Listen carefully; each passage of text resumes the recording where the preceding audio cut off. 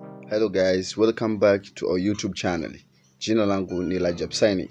Kama la kwanza kutazama video yote kupitia Rajab Synic, itakuwa vizuri kubonyeza alama ya subscribe ili kwa kwanza kupata kila update mpya ambayo tutakuwa na upload. Usishangae muonekano wa video yetu. Huu ni usiku, nikasema kuna wazo limenijia hapa. Nikasema nisi usiku huu usipite kama sijawatengenezea watu wangu mada yetu hii ya leo.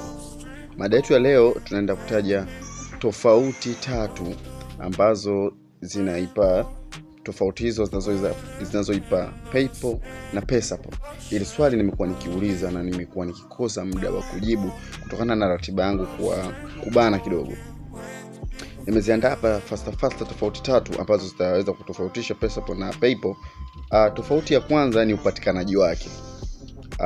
PayPal upatikanaji wake ni wa kimataifa. Yani PayPal inatumika zaidi kimataifa, international payment, yani yale malipo ya kimataifa. Mfano mlipo TZ au nipo East Africa, napotaka nipokee malipo labda kutoka USA, kutoka London huko, ili itakuwa rahisi sana kutumia PayPal. Umeona? Lakini Pesapal imebase sana Afrika. Na so Afrika imebase sana Afrika Mashariki, kitu kama hicho. Imebase sana Afrika. Umeona? Lakini naweza kupa hiyo tofauti ya kwanza ambao ni upatikanaji wake kama nilivyokuelezea. Tofauti ya pili ni aina za malipo zinavyopokelewa. Umeona? Ukija katika PayPal, malipo yake yanapokelewa moja kwa moja kupitia benki. Hasa international bank. Umeona? Benki na international, hata normal benki unaweza kupokea, lakini sana international bank kutokana na yenyewe ni international. Sasa hapa tumeelewana.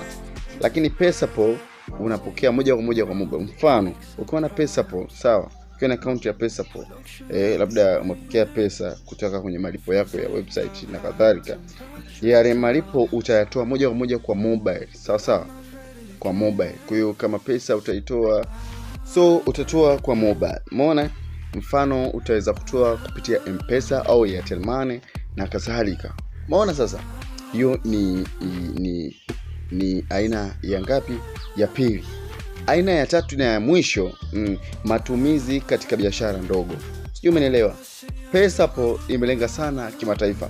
Kwa hiyo ukiwa na biashara yako, mfano una website, unauza nguo, unauza viatu, ukapata mteja wa international. Sometimes inaweza isiwe product, inaweza ikawa service, ukapata mteja wa international. Mfano mimi nauza games, nauza teaches tutorial. Umeona kuna baadhi ya tutorial zingine zinakuwa zinauzwa, si ndio? So mtu akihitaji analipia kupitia PayPal, inakuwa nzuri zaidi.